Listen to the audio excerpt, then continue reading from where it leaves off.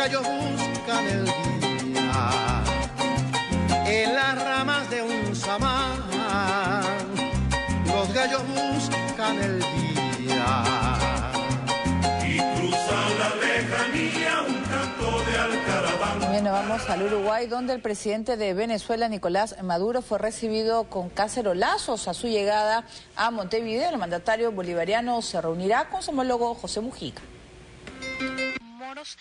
Los problemas de Venezuela aún no se resuelven, pero el presidente Nicolás Maduro ya inició su gira como mandatario del país llanero y arribó como primer punto a Uruguay. Como era de esperarse, los opositores del Partido Nacional y Colorado han criticado al gobierno por considerar que la visita legitima el gobierno del actual mandatario, enviando señales equivocadas al mundo. Sin embargo, y nadie podrá negarlo, Maduro es un platillo apetecible para la prensa, esté donde esté, y la uruguaya no desaprovechó su oportunidad. El tiempo de la unión. El siglo XIX fue el siglo de la división, a pesar de que fue el siglo que conquistamos la primera parte de la independencia. El siglo XX fue el siglo de la dominación imperial, de las dictaduras, del saqueo de nuestros países. El siglo XXI es el siglo de la liberación y de la unión, por eso estamos en Uruguay. Maduro no dejó de pronunciarse sobre su mentor y maestro ante la prensa. Nosotros estamos sobre su huella está fresca y su huella la sentimos viva en todas las calles de nuestra América Latina. Él vino a construir una nueva América Latina, nos dejó una patria grande, nos las dejó. Tenemos que preservarla, ampliarla y multiplicarla. Para Maduro, el Mercosur tiene que cambiar hasta convertirse en un poderoso imán en el continente, mientras que el presidente Mujica señaló que el Mercosur es una marcha larguísima para construir un espacio económico común en un mundo organizado por bloques. Por otro lado, las diputadas opositoras agredidas durante la Asamblea Nacional también viajaron a Montevideo para detallar a los congresistas uruguayos lo sucedido. Enrique Capriles, en tanto, y desde Venezuela, confirmó que presentará las pruebas del fraude electoral del 14 de abril ante el Tribunal Supremo de Justicia. ¿Qué es lo que nosotros hemos pedido? Los cuadernos de votación. Importante recordarle a todos los cuadernos de votación, que es lo que personaliza el voto, donde usted pone la huella, donde usted firma, donde deja usted allí constancia de su voto. No es la máquina, como hemos visto en una publicidad que se repite mucho dentro de estos espacios gratuitos que tiene el gobierno, de que se habla solamente de la máquina y no se hace referencia a nada más de lo que es el proceso electoral que conocemos todos los venezolanos. Capriles, de manera incansable, pretende agotar todos los recursos administrativos. Así, él mismo considere que están comprados por el chavismo. El día de mañana va a ser consignado otro recurso que contempla cada una de las irregularidades que el Comando Simón Bolívar ha recibido. Uruguay, aprovechando esta visita, ha firmado con Venezuela un acuerdo para la compra de hasta 10,8 millones de barriles de crudo durante 12 meses. Para mañana se espera la llegada de Nicolás Maduro a Argentina, donde se reunirá con su par Cristina Fernández. Muy bien, ha sido el inicio de la gira que ha empezado Nicolás Maduro en el Uruguay, pero como vemos también hay un grupo que no está de acuerdo con su presencia por el tema de los resultados de las elecciones, porque antes las relaciones con Venezuela y el Uruguay estaban en buen momento. Sí, pero digamos son sectores de la oposición en diversos países y de opinión pública, pero no los gobiernos de Sudamérica, ¿no? Habría que recordar que la mayoría de gobiernos, no de Sudamérica, pero buena parte de los gobiernos del Caribe, la mayoría, y parte de los gobiernos de América Central, incluso parte de Sudamérica como Uruguay, países que reciben petróleo o bien en algunos casos a precios por debajo de su valor de mercado, o bien cuando es a su valor de mercado en condiciones de pago muy favorables, en donde solo una parte se paga de inmediato o en un plazo de hasta 90 días y el resto se paga, digamos, con 2 años de gracia, 15 años de plazo y tasas de interés de entre 1 y 2%. Entonces no hay petróleo más barato o en mejores condiciones que el venezolano, y países como Uruguay, que importan todo el petróleo que consumen, difícilmente van a poner en riesgo esa relación por el tema de las irregularidades electorales que haya podido haber en Venezuela, ¿no? Pero Maduro va a visitar Argentina también y Brasil. Y Brasil. ¿No se anima a viajar más allá de los países que son amigos, digo yo? Sí.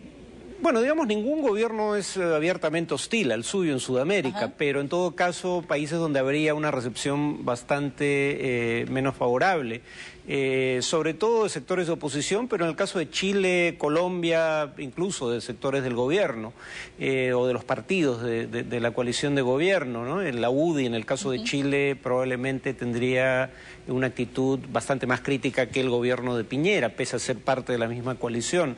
La idea aquí es que está yendo a países del Mercosur en vísperas de una cumbre en la que Venezuela va a recibir la presidencia pro tempore de UNASUR de Uruguay, precisamente, ¿no? Y va a 3 de los países miembros de UNASUR, pero no va a Paraguay, porque todavía está en la presidencia en Paraguay Franco, gobierno al cual no reconocen como legítimo los demás miembros del Mercosur. Pero es un intento de curarse en salud, de que ninguna iniciativa en UNASUR que pretenda cuestionar la forma en que maneja la política interna de Venezuela y el tema del resultado electoral pueda prosperar dentro de esa institución. Muy bien, y vamos con otra noticia desde Argentina. Siguen saliendo a la luz más datos sobre un supuesto lavado de dinero de la familia Kirchner. La investigación fue hecha por el polémico periodista Jorge Lanata, enemigo número 1 de los esposos Kirchner. Jorge Lanata y su programa de investigación Periodismo para Todos de Canal 13 se han convertido en un verdadero dolor de cabeza para la presidenta Cristina Fernández.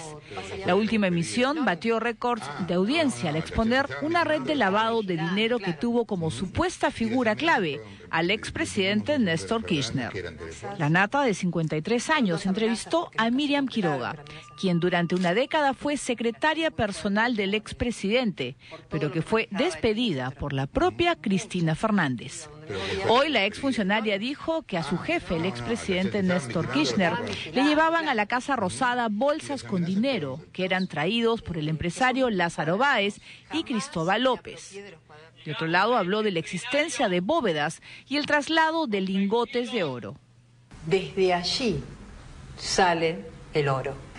Vía Chile, por el Pacífico, en barco, los lingotes, y llegan al sur, que el destino es Calafate. Estos son los comentarios de la gente en el norte, pero también son los comentarios en el sur. O sea que... Es altamente probable que sea así. Y sí. ¿Y vos crees que si la bóveda está, no solamente la van a llenar con dinero? Esto habría que investigarlo. Mientras la presidenta argentina no se ha pronunciado al respecto, el juez federal Julián Ercoli resolvió citar a la ex secretaria por sus declaraciones sobre bolsos con dinero, que dijo ver en la Casa Rosada mientras ella era la asistente del ex jefe de Estado. El fiscal quiere saber si esos bolsos, a los que se refirió Quiroga, están ligados a maniobras de corrupción en obras públicas y negociados que investiga en el marco de la causa por lavado de dinero que involucra al empresario Lázaro Báez, Leonardo Fariña y al financista Federico Elascar, entre otros. Muy bien, esto es parte de una serie de programas especiales que ha estado presentando Jorge Lanata en las por lo menos 2 o 3 semanas, en las cuales se presume, entre las declaraciones dadas por la que fue su secretaria por 10 años, según el diario El Mundo, que Kirchner atesoraba dinero sucio, dice, procedente de presuntas comisiones que cobraba el empresario Lázaro Báez en una de las casas que posee la familia en la localidad turística del Calafate. Por eso hablan de los lingotes de oro que se trasladaban de norte a sur, el lugar donde estaba ubicado. Dice que el despacho de esta señora Miriam Quiroga estaba pegado al de su jefe, de modo que podía escuchar las conversaciones telefónicas que tenía el desaparecido presidente Kirchner. Sí, bueno, lo que es de público conocimiento respecto a la fortuna de los Kirchner, porque está en sus propias declaraciones juradas de impuestos, es que durante el gobierno de Néstor Kirchner la fortuna de la pareja presidencial se multiplica por 7. ¿no? Y ha seguido creciendo tras la muerte de Néstor Kirchner, ¿no? Ya como fortuna o patrimonio personal de Cristina Fernández.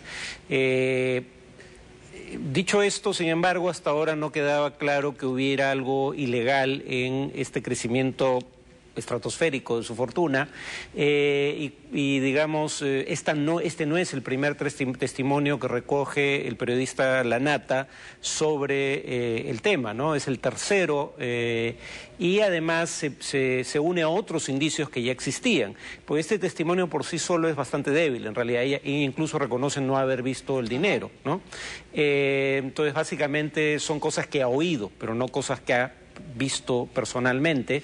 Dicho esto, lo interesante es que a su vez hay una investigación contra el grupo Clarín, grupo en uno de cuyos canales trabaja Lanata, que fue iniciada cuando Lanata era periodista de un diario que ya no existe y no trabajaba para el grupo Clarín. O sea, lo interesante aquí es que las grandes denuncias de corrupción o de conductas delictivas, tanto contra el Grupo Clarín como contra la presidenta de la Argentina, son producto de investigaciones de este mismo periodista, de Jorge Lanata. Claro, Jorge Lanata se ha convertido, como decía el reportaje, del dolor de cabeza de Cristina Fernández, que ha evitado en las últimas semanas poder hablar de él, y dicen, según estaba leyendo también en el diario El Mundo, que su sola mención pues podría provocar la furia pues de la presidenta Cristina Fernández, porque ha presentado una serie de casos y sobre todo se centra en la figura de Cristina Fernández. Incluso hay un imitador en el programa, ¿no?, que se ríe de algunas frases o acciones que pueda realizar la mandataria. Pero lo cierto es que es muy grande el tema de de los delitos de corrupción en la Argentina y está involucrando a muchísimos personajes del entorno de Cristina Fernández. Y además que lo diga Lanata es importante porque el propio Lanata terminó su programa diciendo que había 5 millones de televidentes mirando el programa en ese momento, ¿no?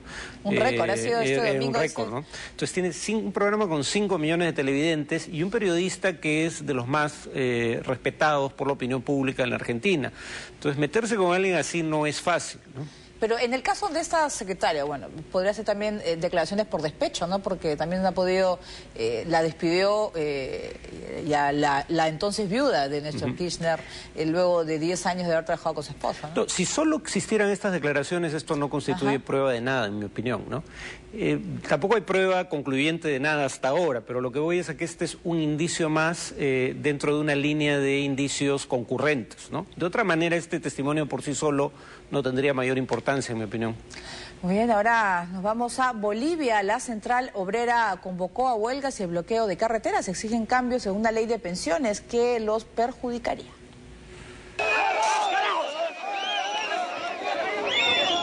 El bloqueo de la carretera que une La Paz con Oruro ha estado liderada por el máximo dirigente de la Central Obrera Boliviana, COB, Juan Carlos Trujillo. El líder minero ha convocado a las movilizaciones con el argumento de que el gobierno incumple con un compromiso para modificar una ley de pensiones. Los reportes que tenemos ya Cochabamba, 100%, lo ha dado duro, Potosí está acatando, lo que es Chuquisaca también, Oruro está ya saliendo. En el tema de La Paz, estamos aquí en el sector de Apacheta, entonces las resoluciones se están acatando disciplinadamente, militantemente de la Central Obrera Boliviana, reivindicando el pliego único de la Central Obrera Boliviana, y entre los puntos más estructurales e importantes que tenemos el conjunto de los trabajadores del país es la revisión de la ley de pensiones, la 065. La exigencia básica de la COP es hacer modificaciones en la ley de pensiones. Los trabajadores deberían cobrar una jubilación mensual con un valor equivalente al 100% de sus últimos sueldos y no solo un 70% como fija la actual norma. Preocupa lo que han arremetido a nuestros compañeros en Cochabamba y bueno, estamos viendo preocupados cómo el día de mañana va a reaccionar la gente cuando esto, bueno, lo hemos dicho que teníamos que hacer en base al diálogo, pero ahora le estamos diciendo al gobierno que prácticamente a partir de las 0 horas de esta noche, bueno, pues el país va a estar totalmente paralizado. Por su parte, el gobierno boliviano asegura que la propuesta de la COP busca que los mineros que lideran esta entidad se beneficien con mayores ingresos por encima de los que reciben otros sectores. Han dicho que están abiertos a dialogar, pero bajo el principio de favorecer a los que ganan menos. Muy bien, y en los Estados Unidos la presidenta de Corea del Sur se reunió con su homólogo Barack Obama. La visita oficial se produce en momentos en que Corea del Norte ha retirado misiles en zonas estratégicas para sus lanzamientos. Cuando la tensión parece haber disminuido,